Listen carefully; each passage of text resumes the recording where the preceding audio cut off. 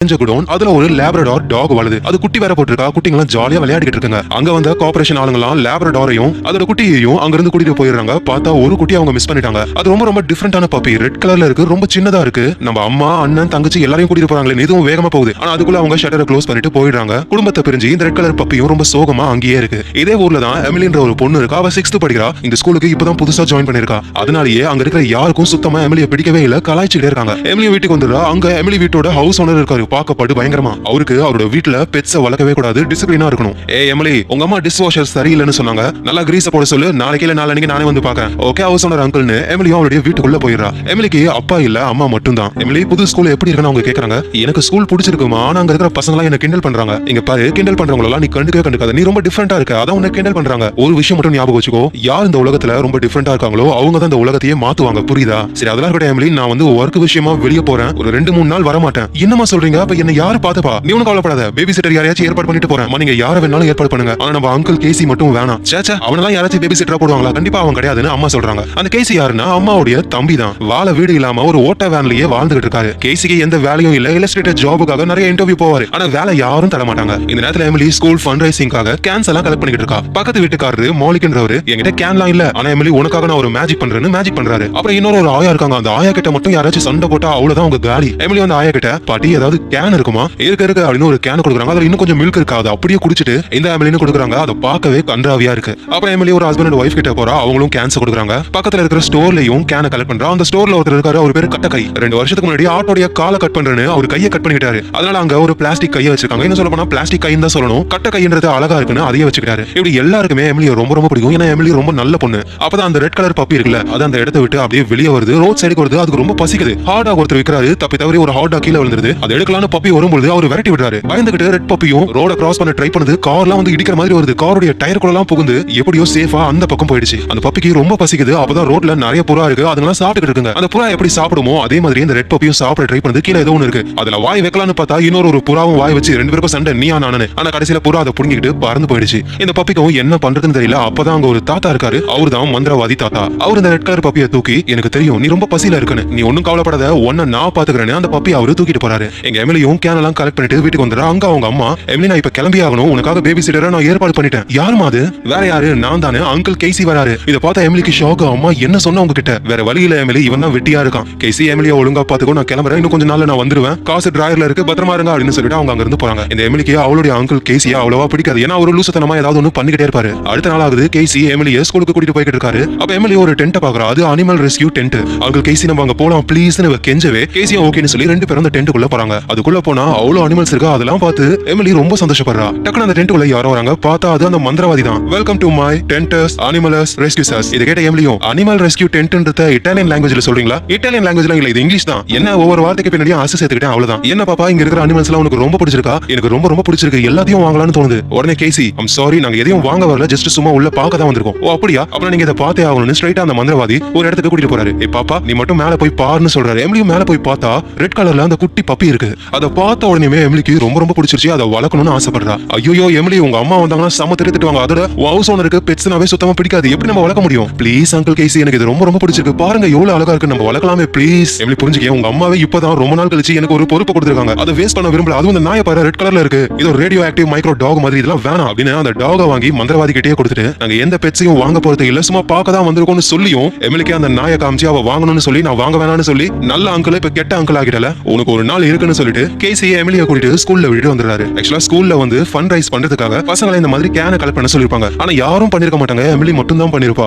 பாருங்கடி எமிலிய, யாரும் இதை பண்ணவே இல்ல. ஸ்கூலுக்கு தேவை மணிதான், எங்க அம்மா செக் எழுதி கொடுத்துட்டாங்க, ஆனா நீ கேனை பொறுக்கிட்டு வந்திருக்க, வேஸ்ட் அப்படின்னு கலாய்க்கிறாங்க. ஆனா ஒரு பையன் ஒருத்தன், அவனுக்கு எமிலியை ரொம்ப ரொம்ப பிடிக்கும். எமிலி நீ உண்மையிலேயே வேற லெவல், யாருமே பண்ணாததை நீ பண்ணிருக்க, சூப்பர்னு சொல்றான். அப்ப எமிலி அந்த கேன் எல்லாம் எடுத்துக்கிட்டு போகும்போது அது திடீர்னு பிஞ்சு விழுந்துருது. எல்லாரும் சிரிக்கிறாங்க. இதே மாதிரி தானே ரோட்ல பொறுக்கிருப்ப, இங்கேயும் பொறுக்குன்னு சொல்றாங்க. எமிலியும் ரொம்ப சோகமா வீட்டுக்கு வந்துடுறா. யாருமே அவளை புரிஞ்சுக்கவே மாட்டாங்க. நமக்கு மட்டும் அந்த ரெட் கலர் பப்பி கிடைச்சா ரொம்ப நல்லா இருக்கும்லன்னு இன்டர்நெட்ல அந்த மந்திரவாதியை பத்தி சர்ச் பண்ணா எந்த டீடைல்ஸும் இல்ல. அப்பதான் திடீர்னு எமிலியோட பேக் அசையுது. என்னடான பேக் ஓபன் பண்ணா உள்ள அந்த ரெட் கலர் டாக் இருக்கு. இது எப்படி நம்ம பேக் உள்ள வந்ததுன்னு எமிலிக்கு சுத்தமா ஐடியாவே இல்ல. எது எப்படியோ நமக்கு இந்த பப்பி கிடைச்சிருச்சுன்னு ஜாலியா சந்தோஷப்படுறா. அதை பெட்ல ஏத்தி, உனக்கு இப்ப ஒரு பேர் வச்சாகணுமே, சுப்பிரமணி வேணாம், மைக் வேணாம், மேக்ஸ் வேணாம், கிளிஃபோர்டு. அந்த பப்பிக்கு அந்த பேர் ரொம்ப பிடிச்சிருக்கு, ஜாலியா டான்ஸ் ஆடுது. ஓகே இனிமே உன்னோட பேரு கிளிஃபோர்டுன்னு இவ்வளவு பேர் வைக்கிறா. கிளிஃபோர்டுக்கு அவ்வளவு சந்தோஷம், எகிரி குதிச்சு விளையாடுது. எமிலியோட புது செருப்பையும் அது கடிச்சிருது. எமிலி அப்படியே தூக்கிடுறா. தம் தூண்டு இருந்துகிட்டு என்ன என்ன வேலை பாக்குறல நீ சத்தம் போடாம இரு, வெளிய அங்கிள் கேசிக்கு தெரிஞ்சதுன்னா அவ்வளவுதான் அப்படின்னு எமிலி சொல்லி முடிக்கிறதுக்குள்ள கிளிஃபோர்ட் இன்னொரு செருப்பு எடுத்துக்கிட்டு நேரா அங்கிள் கேசி கிட்டே போயிடுது. அவர் கிளிஃபோர்ட பார்த்து பயந்துறாரு. எமிலி இந்த டாக் வேணான்னு சொல்லி நீ கொண்டு வந்திருக்கல அங்கிள் கேசி, நான் எதுவும் பண்ணவே இல்லை, திடீர்னு என் பேக்குள்ள அது இருந்தது.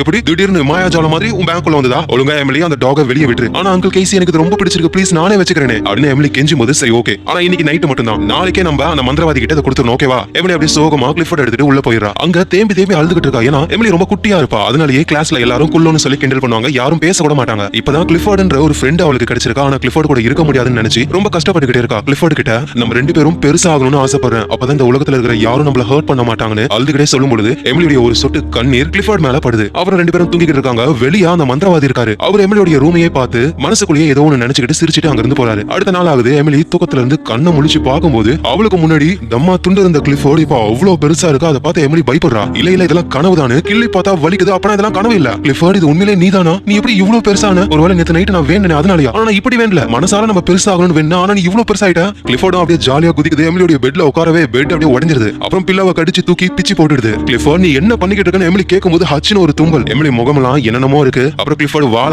ஆட்ல கம்ப்யூட்டர் டேபிள்னு எல்லாமே உடைஞ்சு கீழே விழுது. எமிலிக்கும் வேற வழியில அங்கிள் கேசி கிட்ட இந்த விஷயத்தை சொல்லணும்னு வேகமா போயிட்டு எழுப்புறா. அவரும் தூக்கத்துல இருந்து எழுந்து ஐயோ ஸ்கூலுக்கு டைம் ஆயிடுச்சுல அப்படின்னு டக்கு பேண்ட் எல்லாம் மாட்டாரு. கேசி நான் உங்ககிட்ட ஒரு முக்கியமான விஷயம் சொல்லணும். எனக்கு தெரியும் அந்த டாக பத்தி தானே, கவலையப்படாத, அந்த டாக நீயே வச்சுக்கோ. உண்மையாவா நான் இந்த டாக வச்சுக்கலாமா? ஆமா, ஆனா அம்மா கிட்ட எதுவும் சொல்லவே கூடாது. எனக்கு தெரியாம அந்த டாக நீ வீட்டுக்குள்ள கொண்டு வந்துரு, என்னால அதை கண்டுபிடிக்கவே முடியல. அப்படிதான் நீ அம்மா கிட்ட சொல்லணும் ஓகேவா? நான் சொல்றேன், ஆனா அதை அம்மா நம்ப மாட்டாங்களே. ஏன் நம்ப மாட்டாங்க? அந்த டாக் ரொம்ப குட்டியா தானே இருக்குன்னு உள்ள போனா அந்த கிளிஃபோர்ட் பெருசா ஒரு யானை சைஸுக்கு இருக்கு. அதை பார்த்து கேசி வாயை பொளந்து கத்துறாரு. எமிலி சீக்கிரம் ஒரு வீட்டுக்குள்ள ஒரு மான்ஸ்டர் வந்துருச்சு அப்படின்னு வேகமா ஜன்னல்ல இருந்து குதிக்கலாம்னு போதுதான் கேசி என்ன பண்ற? அது கிளிஃபோர்ட், அந்த டாக் தான். அது என்ன சொல்ற? கிளிஃபோர்டா? ஆமா, நேத்து நைட்டு சின்னதா இருந்தது, இப்போ கொஞ்சம் பெருசாயிடுச்சு. எனது கொஞ்சமா? அது யானை சைஸுக்கு இருக்கு. அப்பதான் கேசிக்கு போன் வருது. அது எமிலியோட அம்மா கிட்ட இருந்து தான். ஐயோ உங்க அம்மா வேற போன் பண்ணுது, என்ன சொல்றது? பிரச்சனையே இல்ல கேசி, நார்மலா பேசுங்க. நான் சொல்றது ஞாபகம் வச்சுக்கோங்க, நார்மலா பேசுங்க. ஆனா போன் அந்த பக்கம் இருக்கு. கிளிஃபோர்ட் மேல ஏறி போங்கன்னு கேசியும் கிளிஃபோர்ட் மேல ஏறி போய் மொபைல் போன் எடுத்து கேஷுவலா பேசுறாரு. ஹலோ சொல்லுங்க அண்ணி. என்னது அண்ணியா? நான் உன் அக்கா கேசி. தெரியும் சொல்லுங்க நிச்சி அக்கா. எல்லாம் எப்படி போய்கிட்டு இருக்கு? எல்லாம் சூப்பரா பெருசா போய்கிட்டு இருக்கு. எமிலியை ஸ்கூலுக்கு ரெடி பண்ணி அனுப்பிடு ஓகேவா? அவ்வளவு ரெடி ஆகிட்டு தான் இருக்கா. ஆனா உண்மையிலேயே கிளிஃபோர்ட் அங்க ரகல பண்ணுது. எமிலி அதோட வாழை பிடிச்சிட்டு கிளிஃபோர்ட் சொல்றது கேளு நில்லுன்னு சொல்றா. ஆனா எமிலியவே அது இழுத்துட்டு போகுது. அப்ப பொருள் எல்லாம் கீழே விழுந்து சவுண்ட் கேக்குதா? எமிலியோட அம்மாவும் ஆமா என்ன சவுண்ட் அது? அதெல்லாம் ஒண்ணும் இல்ல அண்ணி, நீங்க போனை வைங்க. திரும்பவும் சொல்லிட்டேன் அக்கா. சரி வெய் அக்கா அப்படின்னு காலை கட் பண்ணிடுறாரு. எமிலி நம்ம சீக்கிரமா அந்த மந்திரவாதியை கண்டுபிடிச்சே ஆகணும். அப்பதான் அந்த டாக் கிட்ட இருந்து நம்மளால தப்பிக்க முடியுமா? நானே வளர்த்துக்கலாம் நீ சொன்ன. ஆமா சொன்னேன். அப்ப இது தம் தோன்று இருந்தது, இப்ப இது இவ்வளவு பெருசா இருக்கு. சடனா காலிங் பெல்ல யாரோ அடிக்கிறாங்க. அது இந்த வீட்டு ஓனர் தான். அவருக்கு டாக்னாவே சுத்தமா பிடிக்காது. அதுலயும் கிளிஃபோர்ட் இவ்வளவு பெருசா இருக்கு, கண்டிப்பா வீட்டை காலி பண்ண சொல்லிடுவாங்க. சீக்கிரம் எமிலி நான் அவரை பாத்துக்கிறேன், கிளிஃபோர்ட் ஒளிச்சு வைன்னு சொல்ல எமிலி அவர் ரூம்ல கிளிஃபோர்ட் ஒளிச்சு வைக்கிறா. வீட்டு ஓனரும் உள்ள வராரு. ஆமா நீ யாரு? நான் எமிலியோட அங்கிள். ஆமா வீடுலாம் ஏன் கலைஞ்சு போயிருக்கு? அது நாங்க விளையாடிட்டு இருந்தோம் அதான். ஓ அப்படியா, சரி நான் அந்த ரூம்குள்ள போறேன். இல்ல அந்த ரூம்குள்ள போக கூடாது. ஏன்? அந்த ரூம்குள்ள சில ரகசிய பொருள்லாம் இருக்கு, அது நீங்க பார்க்க கூடாது, அதுக்காக தான். அங்கிள் கேசி ஆமாமா எமிலி சொன்னது கரெக்ட் தான், நான் உள்ள போறேன். எமிலி ஓனருக்கு டிஷ் வாஷர் காட்டு, அவர் சரி பண்ணிட்டோன்னு எமிலி ஓனரை கூட்டிட்டு போறா. அவரும் டிஷ் வாஷர்ல என்ன ப்ராப்ளம்னு பாத்துக்கிட்டு இருக்கும்போது உள்ள கேசி கிளிஃபோர்ட் கிட்ட மாட்டிக்கிட்டு படாத பாடுபடுறாரு. வாளை டைட்டா பிடிக்கிறாரு. ஆனா அந்த வாளை ஆட்டல இவரும் கூடவே சேர்ந்து இருக்கிற பொருள் மேல எல்லாம் மோதி சவுண்ட் வருது. இதை கேட்கிற அந்த ஓனரும் என்ன உள்ள சவுண்டா இருக்கு, நான் போக போறேன்னு உள்ள போறதுக்குள்ள நல்ல கேசி வெளியே வந்துடுறாரு. எனக்கு டாகோட ஸ்மெல் அடிக்குது. என்னது டாகா? அது ஏன் மேல இருந்து தான் வருது, நான் குளிக்கல. அப்படியா சொல்ற? ஆனா எனக்கு என்னமோ சந்தேகமா இருக்குன்னு அவர் திரும்ப டிஷ் வாஷரை சரி பண்ணிக்கிட்டு இருக்காரு. அப்ப கிளிஃபோர்ட் அவருக்கு பின்னாடி வந்துருது. அவரோட டிக்கிய மோந்து பார்த்துட்டு போகுது. இவருக்கு ஏதோ ஒரு டாக் ஸ்மெல் வருது. திரும்பி பாக்குறதுக்குள்ள அங்கிள் கேசி அங்க வந்துடுறாரு. அப்ப உண்மையிலேயே ஊமரா இருந்து தான் அந்த நாத்து அடிக்குதா? சரி ஓகே நான் ப்ராப்ளத்தை சரி பண்ணிட்டேன், நான் போறேன்னு ஓனர் அங்க இருந்து போயிடுறாரு. எமிலி நம்ம ஏதாவது ஒண்ணு பண்ணி ஆகணும், சீக்கிரமா அந்த மந்திரவாதியை கண்டுபிடிக்கணும். சொன்னா புரிஞ்சுக்கோங்க அங்கிள் கேசி, மந்திரவாதிலாம் வேணாம், ஃபர்ஸ்ட் நம்ம டாக்டர் கிட்ட கூட்டிட்டு போலாம். சரி ஓகேன்னு கேசியும் எமிலியும் கிளிஃபோர்ட் வெளியே கூட்டிட்டு வராங்க. இருக்கிற எல்லா பெல்ட்டையும் ஜாயின் பண்ணி கிளிஃபோர்ட் கழுத்துல மாட்டி அப்படியே வாக்கிங் கூட்டிட்டு வராங்க. ஆனா இப்படியே ரோட்ல நடந்து ஹாஸ்பிடலுக்கு போக முடியாது, இவங்க வண்டியில தான் போகணும். அதான் கேசியோட ஓட்ட வண்டி இருக்கு, அவரோட வீடே அதான். சரி கிளிஃபோர்ட் நீ உள்ள போன்னு சொல்லு. கிளிஃபோர்டும் உள்ள போயிட்டு எல்லா பொருளையும் உடைக்குது. ஓகே நம்ம போகலாம்னு நினைக்கும் போது தான் ஓவன்ன்ற அந்த பையன் வரான். ஓவன் நீ எப்படி இங்க? இன்னைக்கு நீ ஸ்கூலுக்கு வரவே இல்லையா? அதான் உனக்கு உடம்பு சரியில்லைன்னு ஹோம்வொர்க் எல்லாம் கொண்டு வந்தேன். ரொம்ப தேங்க்ஸ் ஓவன். ஆனா நான் இப்ப வெட்டனரி டாக்டர் கிட்ட போகணும். வெட்டனரி டாக்டரா? ஆனா உங்ககிட்ட தான் எந்த பெட்டும் இல்லையேன்னு சொல்லும் போதுதான் அந்த ஓவன் தலையில என்னென்னமோ கொட்டுது. பார்த்தா கிளிஃபோர்டோட ஜொல்லு தான் அது. அந்த பையன் தலையை தொட்டு பார்த்துட்டு அதோட கிளிஃபோர்டையும் பார்த்துட்டு ஐயோ இது டாக்ஸ் இல்லன்னு ஓடி கீழே விழுந்துறான். அதோட அங்க இருக்கிறவங்க எல்லாம் கிளிஃபோர்ட பார்த்து போட்டோ எடுக்கிறாங்க, இன்டர்நெட்லயும் போஸ்ட் பண்றாங்க. ஓவனுக்கும் அவங்க கூடவே போகணும்னு தோணுது. நானும் உங்க கூட வரட்டா? ஐம் சாரி ஓவன், உன்னால எங்க கூட வர முடியாதுன்னு சொல்லும்போது கிளிஃபோர்ட் ஓவன் அப்படியே தூக்கி வேன் குள்ள போடுது. சரி ஓகே நீயும் வா அப்படின்னு எல்லாரும் சேர்ந்து போகலான்னு போதுதான் பக்கத்துலயே ஒரு பார்க் இருக்கு. அந்த பார்க்ல ஒரு பெரிய பலூன்குள்ள மனுஷங்க ஜாலியா ஓடுறாங்க. அதை பார்த்த கிளிஃபோர்ட் அதை பிடிக்கணுன்றதுக்காக வேகமா ஓடுது. அப்படியே அதை கடிச்சு ஓட்டையாக்கி தூக்கிட்டு வருது. அதுக்குள்ள ஒரு மனுஷன் இருக்கிறது கூட தெரியாம கிளிஃபோர்ட் உடனே கீழே போடு கிளிஃபோர்ட்னு கேசி சொல்லி அது கேட்கவே இல்லை. ஆனா எமிலி சொன்ன உடனே கேட்டு அதை கீழே போட்டுடுது. இது எல்லாத்தையும் சுத்தி இருக்கிறவங்களாம் வீடியோ எடுத்துக்கிட்டு இருக்காங்க. அப்புறம் திடீர்னு என்ன ஆச்சுன்னு தெரியல, கிளிஃபோர்ட் அப்படியே ஒரு மரத்துக்கிட்ட போகுது. கிளிஃபோர்ட் என்ன பண்ண போகுதுன்னு யோசிச்சாதான் அது சூச்சு போக போகுது. குட்டி நாய் போனா கொஞ்சமா தான் இருக்கும், இது பெரிய டாகா அப்படியே மழை பெய்யற மாதிரி எல்லார் மேலயும் செதறது. முக்கியமா கேசி மேல எல்லாம் படுது. இந்த டைம்ல லைஃப் க்ரோ அப்படின்ற ஒரு கம்பெனியோட சேர்மன் அவரோட ஆசை என்னன்னா கோழி முட்டை எவ்வளவு சைஸ் இருக்கும், சின்னதா இருக்கும், அதை பெருசாக்கணும், அப்பதான் நிறைய பேர் சாப்பிடுவாங்க. இந்த மாதிரி சாப்பிடுற பொருள் எல்லாம் பெருசாக்கணும்னு அவருக்கு ஆசை. ஆனா எல்லாமே ஃபெயிலியர் தான். அவரோட ஆளுங்களாம் 2 தலை ஆடு, அதோட கோவமான ஆடு, யாரை பார்த்தாலும் முட்டும் அந்த மாதிரி ஆடு தான் உருவாக்குறாங்களே தவிர பெருசா எந்த பொருளையும் உருவாக்கல. அப்பதான் சேர்மன் இன்டர்நெட்ல ஒரு விஷயத்தை பாக்குறாரு. அதுதான் கிளிஃபோர்ட். இந்த டாக் எப்படி இவ்வளவு பெருசாச்சு, இந்த டாக் இவ்வளவு பெருசா இருக்குன்னா அப்ப அதோட டிஎன்ஏல ஏதோ ஒன்னு இருக்கும். இந்த டாக் மட்டும் நமக்கு கிடைச்சா இதை யூஸ் பண்ணி நம்மளுடைய உணவு பொருட்கள் எல்லாம் பெருசாக்க முடியும்னு ஒரு பிளான் போடுறாரு. கிளிஃபோர்டையும் தேட ஆரம்பிக்கிறாரு. இங்க இவங்களும் கிளிஃபோர்ட டாக்டர் கிட்ட கூட்டிட்டு வந்துட்டாங்க. டாக்டர் பார்த்து வாயை பழக்கிறாரு. சரி ஓகே, உன்னோட வெயிட் எவ்வளவு பார்க்கலாம்னு வெயிட் மிஷின்ல உட்கார சொன்னா மிஷினே உடைஞ்சிருது. சரி கிளிஃபோர்ட், உன் டெம்பரேச்சர் என்னன்னு செக் பண்ணலாம்னு தெர்மோமீட்டர் எடுத்துக்கிட்டு இதை நான் பண்ண மாட்டேன் சார், நீங்க பண்ணணும்னு கேசி கிட்ட கொடுக்குறாரு. ஆனா டாக்டர், நீங்க தானே வெட்டனரியன், நான் எப்படி பண்ண முடியும்? சரி இதை எங்க தான் சொல்லணும் சொல்லுங்க. வாயிலையா? வாயில இல்ல, பின்னாடி டிக்கில. என்னது டிக்கிலையா? என்னால முடியாது. சரி சரி விடுங்க, நான் அதோட ஹார்ட் பீட்டை செக் பண்ணி பாக்குறேன். எல்லாத்தையும் செக் பண்ணி பார்த்துட்டு இங்க பாருங்க, அந்த டாக் ரொம்ப ரொம்ப ஹெல்த்தியா இருக்கு. ஆனா டாக்டர், அது எப்படி இவ்வளவு பெருசாச்சு? எனக்கு தெரிஞ்ச வரைக்கும் அது ரேடியோ ஆக்டிவ் உள்ள பொருளை சாப்பிட்டுக்கணும், அதனாலதான் இது இவ்வளவு பெருசா வளர்ந்துருக்கணும். எனக்கு சரியா தெரியல, இதை கூட நேத்து நைட் படத்துல தான் பார்த்தேன். சரி சரி எல்லாரும் வெளியே போங்க, நான் தனியா அந்த டாக் கொஞ்சம் எக்ஸாமின் பண்ணணும்னு எல்லாரும் வெளியே போயிடுறாங்க. வெளியே ரிசப்ஷனிஸ்ட் லேடி ஒருத்தங்க இருக்காங்க. இவ்வளவு பெரிய டாக் நான் பார்த்ததே இல்ல, அதுவும் ரெட் கலர்ல. இது அந்த மந்திரவாதி கொடுத்ததா? உங்களுக்கு எப்படி அந்த மந்திரவாதியை பத்தி தெரியும்? இங்க பாரு குழந்தை, நான் 20 வருஷமா இங்க ஒர்க் பண்றேன். யாராவது வித்தியாசமான மிருகங்களை கொண்டு வந்தாலே அது அந்த மந்திரவாதி தான் கொடுத்திருப்பான் உங்களுக்கு. சரி கிளிஃபோர்ட திரும்ப நார்மலா மாத்த அந்த மந்திரவாதியால முடியல. அவர் எப்படி கண்டுபிடிக்கிறது? அவர் ஒன்னும் சாதாரணமான ஆள் கிடையாது, மாயாஜால வித்தக்காரரு. உடனே ஓவன் என்ற பையனும் அப்படின்னா அலாவுதீன் அற்புத விளக்க தேய்ச்சா அந்த மந்திரவாதி வருவாரா? சூப்பர் ஐடியா, ப்ளீஸ் கொஞ்சம் விளையாடாதீங்க மேடம், நம்ம வேணா இன்டர்நெட்ல அந்த மந்திரவாதி பத்தி சர்ச் பண்ணி பார்க்கலாமான்னு கேசி கேட்கும்போது என்னையா முட்டாள்தனமா ஐடியா பண்ற? என்னது நான் முட்டாளா? அந்த பையன் அலாவுதீன் விளக்க தேய்க்கலாமான்னு கேட்கறான். அது உனக்கு நல்ல ஐடியா, இன்டர்நெட்ல தேடி பார்க்கறது மொக்க ஐடியாவா? அதோட கிளிஃபோர்ட் கிட்ட அந்த டாக்டர் தனியா மாட்டிக்கிட்டாரு, போட்டு பொளந்து எடுக்குது. இப்பதான் எமிலிக்கு ஒரு ஐடியா தோணுது, அந்த மந்திரவாதியை கண்டுபிடிக்க நான் வழியை கண்டுபிடிச்சிட்டேன். நானும் அங்கிள் கேசியும் போகும்போது நம்ம ஸ்கூலோட ப்ராப்பர்ட்டில தான் அவர் டென்ட் போட்டு இருந்தாரு. அப்படின்னா என்ன அர்த்தம்? ஸ்கூலோட பெர்மிஷன் அவர் வாங்கியிருப்பாரு. பெர்மிஷனுக்கு கண்டிப்பா லெட்டர் எழுதி கொடுத்திருப்பாரு. அதுல அவரோட அட்ரஸ் இருக்கும். அவர் ஈஸியா கண்டுபிடிக்கலாம்னு ஸ்கூலுக்கு கிளம்பி போறாங்க. எங்க லைஃப் க்ரோவுடைய சேர்மனும் எங்க கஸ்டடியில இருந்த ஒரு டாக் தப்பிச்சிருச்சு, அதுதான் அந்த கிளிஃபோர்ட்னு சில சிப்பெல்லாம் ரெடி பண்ணி வச்சிருக்காங்க. கிளிஃபோர்ட பார்த்து அதை இன்ஜெக்ட் பண்ணிட்டா கிளிஃபோர்ட் அவங்களுக்கு சொந்தமா ஆயிடும். ஆனா அந்த கிளிஃபோர்ட எப்படி கண்டுபிடிக்கிறது? இன்டர்நெட்ல வந்த எல்லா கிளிஃபோர்டோட போட்டோலையும் பக்கத்துல ஒரு குட்டி பொண்ணு இருக்கா, அவளோட பேர் எமிலி. சோ அவதான் அதுக்கு ஓனரா இருக்கணும். அவளோட வீட்டுக்கு போகலான்னு கிளம்பி போறாங்க. எமிலி வீட்டோட ஹவுஸ் ஓனர் இருக்காரு. சேர்மனும் போயிட்டு அவர்கிட்ட, சார் உங்க வீட்ல ரெண்டுக்கு இருக்கிற ஒருத்தங்களை பத்தி இன்ஃபர்மேஷன் எங்களுக்கு வேணும். என்னது இன்ஃபர்மேஷனா? என்ன பார்த்தா எப்படி தெரியுது? நான் எவ்வளவு நியாயமான தெரியுமா சார்? இந்த 100 ரூபாய் படிங்க. ஓ 100 ரூபாவா? சொல்லுங்க, யார் இன்ஃபர்மேஷன் வேணும்? இந்த பெரிய டாக் அப்புறம் இந்த பொண்ணு எமிலி, இவங்களை பத்தி உங்களுக்கு தெரியுமா? என்னது பெரிய டாகா? அப்ப எனக்கு ஸ்மெல் வந்தது இந்த டாகோட ஸ்மெல் தானா? மார்னிங் அப்படின்னு ஓனர் கடுப்பாகிறாரு. எங்க அங்கிள் சேசி ஓவன்ன்ற பையனும் ஸ்கூலோட சிஸ்டம்குள்ள போயிட்டு நைஸா மந்திரவாதியோட டீடைல் எல்லாம் எடுக்கிறாங்க. சரி கிளிஃபோர்டுக்கு பசிக்கும்னு எமிலியும் சாப்பாடு எல்லாம் வாங்குறா ஸ்கூல்ல தான். எப்பவுமே எமிலியை கலாய்க்கிற பொண்ணு வாங்க வரா. என்ன எமிலி இவ்வளவு சோறு வாங்கி தின்ற? இதை வெளியே வித்து காசு வாங்கலாம் தானே ட்ரை பண்ண போற? எமிலிக்கு என்ன சொல்றதுன்னு தெரியல, ஏன்னா எல்லாரும் சிரிக்கிறாங்க. சரி ஹாட் டாக்ல சாஸா கொட்டலான்னு எமிலி அழுத்தும் பொழுது அது அந்த பொண்ணு மேல பட்டு அந்த பொண்ணு கோவப்படுறா. அப்படியே எமிலியை போட்டு திட்டிக்கிட்டே இருக்கும் பொழுதுதான் அங்கிள் கேசியோட வேன்ல இருந்து கிளிஃபோர்டு வெளியே வந்து எமிலி இருக்கிற ஸ்கூலுக்குள்ளேயே போயிடுது. எமிலியும் பாத்துறா. அங்க இருந்த பசங்களும் பாக்குறாங்க, வாவ் இது என்ன இவ்வளவு பெருசா சூப்பரா இருக்கு, அழகா இருக்குன்னு எல்லாரும் கிளிஃபோர்ட கொஞ்சறாங்க. எமிலியும் இது என்னோட டாக் தான் சொல்ல எமிலி செம ஃபேமஸ் ஆகுறா. எல்லாரும் எமிலி கிட்ட பேசுறாங்க. இதுல கடுப்பான அந்த பொண்ணு, என்னது இதெல்லாம் ஒரு டாகா, பாக்க பூதம் மாதிரி இருக்கு அப்படி இப்படின்னு பேச, வாயை மூடு பூதம்லாம் சொன்னா அவ்வளவுதானே எமிலி கோபப்படுறா. என்னோட கிளிஃபோர்ட பார்த்தா உனக்கு ரொம்ப போராமையா இருக்குல்ல, எல்லாரும் இப்ப கிளிஃபோர்ட கொஞ்சறாங்க, அதானே உனக்கு ப்ராப்ளம்? உடனே கிளிஃபோர்ட வந்து அந்த பொண்ணை நக்கி விட்டுடுது. உடம்பெல்லாம் அப்படியே ஜொல்லா இருக்கு. எல்லாரும் அந்த பொண்ணை பார்த்து சிரிக்கிறாங்க, ஓடி போயிடுறா. சரி நம்மளும் போக வேண்டிய நேரம்னு இவங்களும் கிளம்பி போறாங்க. ஓவன் இந்த வேன்லயே கிளிஃபோர்ட பாத்துக்கோ, குடிக்க தண்ணியை கொடு, நாங்க வீட்டுல போயிட்டு லேப்டாப்பை கொண்டு வரோம்னு வீட்டுக்கு போனா அங்க வீட்டையே லாக் பண்ணி வச்சிருக்கான் ஓனர். ஏன்னா நீங்க டாக உள்ள கொண்டு வந்திருக்கீங்க, உங்களுக்கு வீடு கிடையாதுன்னு லாக் பண்ணிட்டாரு. முடிஞ்சிருச்சு. இப்போ இவங்க ஹோம்லெஸ். எமிலி வீட்டுக்கு பக்கத்துல ஒரு ஹஸ்பண்ட் ஒய்ஃப் இருக்காங்களா, அதுல ஹஸ்பண்ட் மேல ஏறி ஹேண்ட் அவ சரி பண்ணும்போது ஸ்லிப் ஆகி கீழே விழுற நிலைமையில தொங்கிட்டு இருக்காரு. ஹெல்ப் ஹெல்ப்னு கத்துறாரு. இங்க ஓவனும் கிளிஃபோர்டுக்கு தண்ணியை கொடுக்கும்போது அந்த ஹெல்ப்னு கத்துற சவுண்ட் கிளிஃபோர்டு காதுல கேட்டு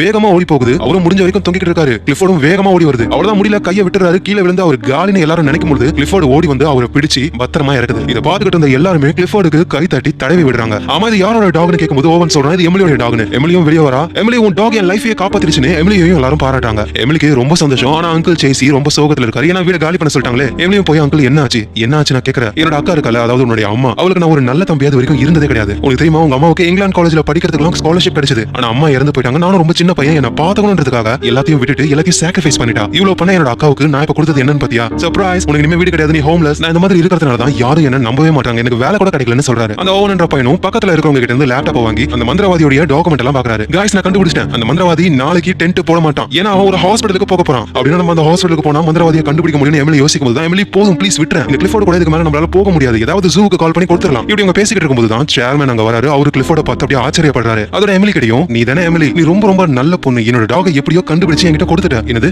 கிளிஃபோர்ட் உங்க டாகா? ஆமா, நல்லா எவ்வளவு பெருசா இருக்கு பாரு, எங்க லேபரேட்டரியில இருந்து தப்பிச்சு போயிடுச்சு. இப்போ நாங்க திரும்ப கொண்டு போக போறோம், அதுவும் ஃப்ரீயா இல்ல, உங்களுக்கு நிறைய பணம் தரணும்னு சொல்லி காசை கொடுக்குறாரு. இத பாக்குற அங்கிள் கேசியும் வாவ் சூப்பர், கிளிஃபோர்ட் அவங்க கிட்ட கொடுத்துடலாம் என்ன சொல்ற? ஆனா எமிலி இதுக்கு ஒத்துக்கவே இல்ல. என்ன சொல்ற எமிலி? கிளிஃபோர்ட் அவங்க கிட்ட கொடுத்துறா நமக்கு பணமும் கிடைக்கும், திரும்ப வீடும் கிடைச்சிரும், எந்த ப்ராப்ளமும் இல்ல. உங்களுக்கு புரியல அங்கிள் கேசி? எமிலி சேர்மனை பார்த்து நீங்க போய் சொல்றீங்க, கிளிஃபோர்ட் பெருசா இருக்கும்போது தான் உங்க லேபரேட்டரியில இருந்து தப்பிச்சதுன்னு சொன்னீங்க. ஆனா நான் ஃபர்ஸ்ட் கிளிஃபோர்ட் பார்க்கும்போது அது குட்டியா தான் இருந்தது, அப்புறம் திடீர்னு பெருசாயிடுச்சு. அப்படின்னா கிளிஃபோர்ட் உங்க டாக் கிடையாது, உங்க கிட்ட கொடுக்க முடியாதுன்னு எமிலி சொல்லும்போது அந்த சேர்மனுடைய ஒரு ஆள் மெதுவா பின்னாடி வந்து கிளிஃபோர்டைய முதுகுலயே ஒரு சிப்பை இன்ஜெக்ட் பண்ணி விட்டுறாரு. இனிமே கிளிஃபோர்ட ஸ்கேன் பண்ணும்போது அது லைஃப் க்ரோவுடைய ப்ராப்பர்ட்டின்னு வரும். ஏதோ ஒன்னு கிளிஃபோர்ட் மேல இன்ஜெக்ட் பண்ணிட்டாங்கன்னு எமிலிக்கும் தெரிஞ்சு கிளிஃபோர்ட் வேகமா ஓடுன்னு சொல்ல கிளிஃபோர்டும் வேகமா தப்பிச்சு ஓடுது. சேர்மனும் அவருடைய ஆளுங்களும் கிளிஃபோர்ட பிடிக்க ட்ரை பண்றாங்க. எமிலி ஓவன் அப்படியே குறுக்கோலியா ஓடி போய் கிளிஃபோர்ட சேசியோட வேன்ல ஏத்தி அந்த வேனை இவங்க ஓட்டுறாங்க. அதுவும் எமிலி தான் ஓட்டுறா.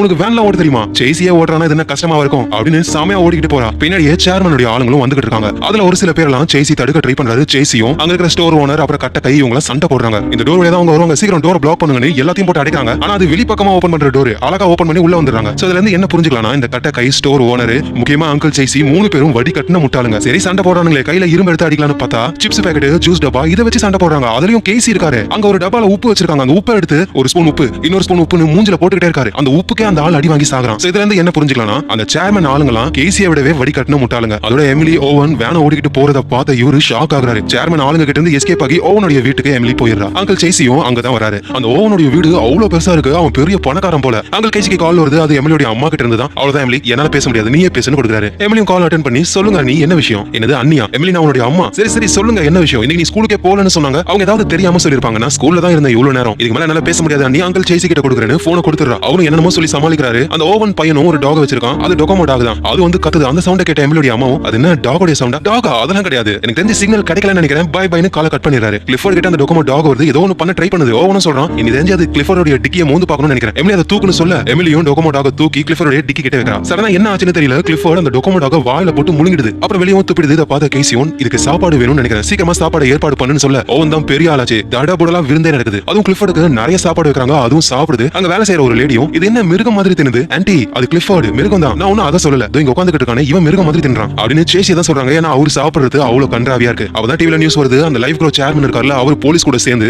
லைஃப் க்ரோ கம்பெனில இருந்து ஒரு பெரிய ரெட் கலர் டாக் தப்பிச்சு போயிருக்கு. அந்த டாக பத்தி இன்ஃபர்மேஷன் சொல்றவங்களுக்கு $25,000 பணத்தை பரிசா தரணும்னு சொல்றாங்க. இதுக்கப்புறம் என்ன பண்றதுன்னு எமிலிக்கும் அங்கிள் சேசிக்கும் எதுவும் தெரியல. இந்த விஷயம் அவனுடைய அப்பாவுக்கும் தெரிய வருது. அவர் பெரிய ஆளு. அவர் என்ன சொல்றாருன்னா, சைனால எனக்கு பெரிய இடம் இருக்கு, காடு மாதிரி. அங்க கிளிஃபோர்ட் அனுப்பிடலாம், எந்த ப்ராப்ளமும் இல்ல, நாளைக்கு நைட்டே ஷிப்ல அனுப்பலாம்னு சொல்றாரு. ஆனா இந்த விஷயம் எமிலிக்கு சுத்தமா பிடிக்கவே இல்லை. என்னால கிளிஃபோர்ட் அனுப்ப முடியாதுன்னு சொல்றா. எமிலி புரிஞ்சுக்கணும், நம்ம கிளிஃபோர்ட் அனுப்பிதான் ஆகணும், நமக்கு வீடு இல்ல. அதோட நியூஸை பார்த்தல நம்மள பிடிக்கதான் எல்லாரும் தேடிக்கிட்டு இருக்காங்க. சொல்றத கேளு எமிலின்னு சொல்லியும் எமிலி கேட்கற மாதிரியே இல்ல. நம்ம எப்படியாவது அந்த மந்திரவாதியை கண்டுபிடிக்கலாம். அவரை கண்டுபிடிச்சா கிளிஃபோர்ட் நார்மலா குட்டி ஆயிடும். அதுக்கப்புறம் எந்த ப்ராப்ளமும் இல்ல. அங்கிள் கேசியும் சரி ஓகே நாளைக்கு அந்த ஹாஸ்பிடல்ல போயிட்டு மந்திரவாதியை கண்டுபிடிக்க ட்ரை பண்ணுவோம். சப்போஸ் கண்டுபிடிக்க முடியலனா அன்னைக்கு நைட்டே கிளிஃபோர்ட் நம்ம இவரு கூட சைனாவுக்கு அனுப்பணும், ஓகேவா? எமிலியும் ஓகேன்னு சொல்றா. அடுத்த நாள் ஆகுது. அங்கிள் கேசி, எமிலி, ஓவன் அப்புறம் கிளிஃபோர்ட் 4 பேருமே அந்த ஓட்ட வேன்ல ஹாஸ்பிடலுக்கு போறாங்க. ஓவன் கிளிஃபோர்ட் பார்த்துட்டு நீ இந்த ஓட்ட வேன்ல ஏறு, நாங்க 2 பேரும் மேல போயிட்டு வரோம்னு எமிலியும் கேசியும் மட்டும் தான் ஹாஸ்பிடலுக்குள்ள போறாங்க. எங்க ஓவனும் கிளிஃபோர்ட் கிட்ட ஹே கிளிஃபோர்ட் எனக்கும் எமிலிக்கும் ஏதாவது கெமிஸ்ட்ரி ஒர்க் அவுட் ஆகுதுன்னு பேசும்போது கிளிஃபோர்ட் பாம்பு போட்டு அந்த இடமே நாறுது. ஐயோ கிளிஃபோர்ட் என்னால முடியலன்னு டோர் ஓபன் பண்ணிடுறான். கிளிஃபோர்ட் வெளியே தலையை காட்டுது. இதை பாக்குற எல்லாருமே போலீஸ்க்கு கால் பண்றாங்க. ஹாஸ்பிடலுக்குள்ள போன எமிலியும் விசாரிக்கும் பொழுதுதான் அந்த மந்திரவாதி இறந்து போயிட்டாருன்ற விஷயம் தெரிய வருது. எமிலி ரொம்ப சோகமாகறா. நீங்க அவரோட சொந்தக்காரங்களா? உங்க நம்பரை கொடுத்துட்டு போங்க, அவரோட ஃபியூனரலுக்கு உங்களை நாங்க கூப்பிடுறோம்னு சொல்றாங்க.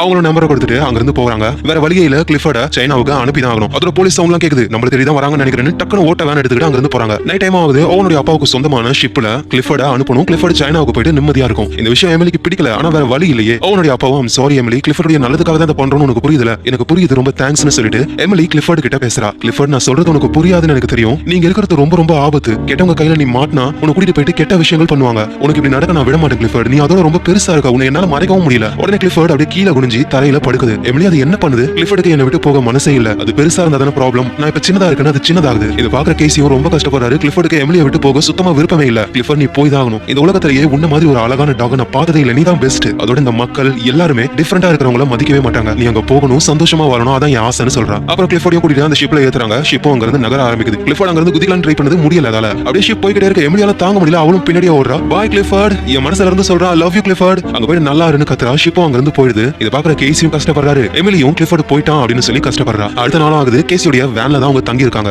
எமிலி இன்னமும் சோகமா தான் இருக்கா. எமிலி சோகமா இருக்காது. கண்டிப்பா கிளிஃபோர்ட் ஜாலியா இருக்கும். கிளிஃபோர்ட் ஜாலியா இருக்கும். ஆனா அம்மா வந்தாங்கன்னா தங்கறதுக்கு வீடு இருக்காது, வேன்ல தானே இருக்கணும். அது என்னமோ உண்மைதானே. அங்கிள் கேசியும் மொபைல் எடுத்து பார்க்கும்போது தான் இறந்து போன அந்த மந்திரவாதியோட ஃபியூனரல் போட்டோ வந்திருக்கு. பாக்கிறதுக்கு அந்த மந்திரவாதி மாதிரியே இல்ல, வேற ஒருத்தர். அது இதை எமிலியும் பாக்குறா. இது அந்த மந்திரவாதி இல்ல அப்படின்னா அவர் உயிரோட இருக்காருன்னு 2 பேரும் ஜாலியா ஆகுறாங்க. ஓவனும் அங்க ஓடி வரான். காய்ஸ் நான் ரிசர்ச் பண்ண அந்த மந்திரவாதி இன்னைக்கு பார்க் கிட்ட டென்ட் போட்டு வச்சிருக்காராம். அங்க போனா நம்மளால அவரை பார்க்க முடியும்னு சொல்றான். எமிலி சீக்கிரம் எங்க வான்னு ஸ்டோர் ஓனர் கூப்பிடுறாரு. இவங்களும் போய் பார்த்தா டிவி நியூஸ்ல சிகப்பு கலர்ல இருக்கிற பெரிய டாக் ஒன்னு. அந்த டாக லைஃப் க்ரோ கம்பெனி கண்டுபிடிச்சிட்டாங்க. இப்போ அவங்க லேப்க்கு தான் கூட்டிட்டு போயிட்டு இருக்காங்க. இந்த நாட்டை விட்டு வெளியே போற மாதிரி இருந்தது, எப்படியோ கண்டுபிடிச்சிட்டோம் அப்படின்னு சொல்றாங்க. இத பாக்க எமிலியும் கிளிஃபோர்ட் அவங்க கூட்டிட்டு போயிட்டு கண்டிப்பா கொடுமை தான் படுத்த போறாங்க. எப்படியாவது கிளிஃபோர்ட காப்பாத்தணும்னு யோசிக்கும் போதுதான் நீ ஒன்னும் கவலைப்படாத எமிலி, நாங்க வரணும். அந்த store owner, husband and wife, கட்ட கை இப்படின்னு நிறைய பேர் வராங்க. இவங்களெல்லாம் தாண்டி எமிலியோட பக்கத்து வீட்டு ஆயா ஒன்னு இருக்குல்ல, அதுவும் வருது. டே கேசி நவுந்து போடா, கிளிஃபோர்ட ஒழுங்கா அவங்க கொடுக்கணும், இல்லன்னா அவ்வளவுதானே. அவங்களும் வண்டியில ஏறாங்க. ஆத்தாடி இந்த கிளவியா அவ்வளவுதான் லைஃப் க்ரோ கம்பெனியை காலின்னு எல்லாரும் கிளம்பி போறாங்க. இந்த நேரத்துல எமிலியோட அம்மா டிவில எமிலியை பார்த்துட்டு பக்கத்துல டாக் இருக்கிறதையும் பார்த்துட்டு ஏதோ ஒரு ப்ராப்ளம்னு தெரிஞ்சு வேகமா கிளம்பி வராங்க. லைஃப் க்ரோ கம்பெனிக்கும் கிளிஃபோர்ட் வந்துருச்சு.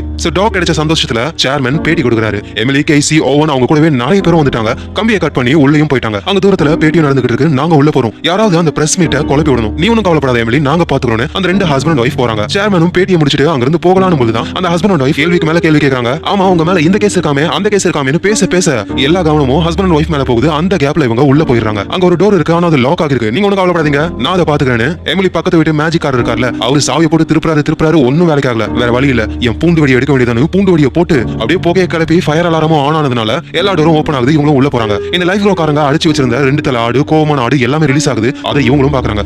பாருங்க गाइस, ரொம்ப அழகான ஆடு, ஆனா அது கொடூரமான ஆடுன்னு தெரியல. அது இவங்களை பார்த்து கத்துது, என்ன பண்றதுன்னு தெரியல. அப்பதான் பாட்டி வந்து என்கிட்ட இதை விட்டுருங்க, நான் பால் வச்சிருக்கேன். அந்த பால் அப்படியே ஓபன் பண்ணி ஊத்திக்கிட்டே போறாங்க. அந்த ஆடும் நக்கிக்கிட்டே வருது. அப்புறம் இவங்க இன்னும் உள்ள போறாங்க. அங்க செக்யூரிட்டி ஆளுங்க இருக்காங்க. இங்க பாரு, இது உமல பட்டா ஷாக் அடிக்கணும், ஷாக் கொடுக்குறாரு. ஆனா எமிலி கூட வந்தவர் அப்படியே கையிலேயே அதை தடுக்கிறாரு, ஷாக் அடிக்கல. ஏன்னா அவரு நம்ம கட்ட கை. அப்புறம் அங்க இருக்கிற செக்யூரிட்டி எல்லாம் அடிச்சு ஓட விட்டுட்டு கிளிஃபோர்ட பாக்குறாங்க. கிளிஃபோர்டு மயக்கத்துல இருக்கு. கிளிஃபோர்டு எழுந்துருன்னு எமிலி எவ்வளவு சொல்லி கிளிஃபோர்டு எழுந்துக்க வேலை. கொஞ்ச நேரம் கழிச்சு கிளிஃபோர்டு அப்படியே கண்ணை முழிச்சு பாக்குது. எமிலி ரொம்ப சந்தோஷப்படுறா. கிளிஃபோர்டு எமிலியை பார்த்ததுல ரொம்ப ஜாலியாகி சந்தோஷமா இருக்கு. சரி சரி, ஓகே गाइस, எல்லாரும் பிளான் பண்ணுங்க, எப்படியாவது இதை பார்க்கு கூட்டிட்டு போகணும், அப்பதான் கிளிஃபோர்டு நார்மல் ஆகும். சரி, என்ன பண்ணலாம், ட்ரக்க கூட்டிட்டு வரலாமா, யாராவது வந்து பிடிச்சா என்ன பண்றது அப்படின்னு யோசிக்கும் போதுதான் எமிலி ஒரு ஐடியா பண்றா. ட்ரக்லாம் தேவையில்லை, கிளிஃபோர்டு அங்க கூட்டிட்டு போலான்னு எமிலி கிளிஃபோர்டு மேல உட்காந்துக்கிட்டு ரைட் போறா வேகமா. பின்னாடியே எல்லாரும் ஃபாலோ பண்ணி போறாங்க. ஹெலிகாப்டர்ல எல்லாம் ஃபாலோ பண்றாங்க. அங்க பிரஸ் மீட்லாம் நடக்குதுல, அங்கிள் கேசியும் போயிட்டு டக்குனு ஒருத்தவங்க மைக்க பிடிங்கி இந்த லைஃப் ரோ கம்பெனியும் அந்த சேர்மனும் அந்த டாக திருடி இருக்காங்க, அது என்னுடைய அக்கா பொண்ணு எமிலிக்கு சொந்தமானது. ஆமா சார், எமிலி அந்த டாக் எங்க கூட்டிட்டு போயிட்டு இருக்கா, அவ பார்க்குக்கு போயிட்டு இருக்கான்னு சொல்ல இதை லைவா போடுறாங்க. அதை பாக்குற எமிலியோட அம்மாவும் வேகமா பார்க்குக்கு தான் வராங்க. எமிலி கிளிஃபோர்டு மேல உட்காந்துக்கிட்டு வேகமா போயிட்டு இருக்கா. லைவ் டிவில கவர் ஆகுது எல்லாமே. இது பாக்குற ஓவன் நம்ம எமிலி லைவ் டிவில வரான்னு சொல்றா. எல்லாரும் ஜாலியா இருக்காங்க, ஏன்னா இவங்களும் பார்க்குக்கு தான் போயிட்டு இருக்காங்க. கிளிஃபோர்டு போற வழியெல்லாம் சுத்தி வளைக்க ட்ரை பண்றாங்க. கிளிஃபோர்டு எகிரி குதிச்சு போகுது. பாஸ்கெட் பால் விளையாடுறவங்களுடைய பால முட்டி தள்ளி கரெக்டா கோலும் போடுது. எப்படியோ ஒரு வழியா எமிலியும் கிளிஃபோர்டும் பார்க்குக்கு வந்துறாங்க. அங்க அந்த மந்திரவாதி இருக்காரு. தாத்தா ப்ளீஸ், கிளிஃபோர்டு திரும்பவும் நீங்க சின்னதாகணும்.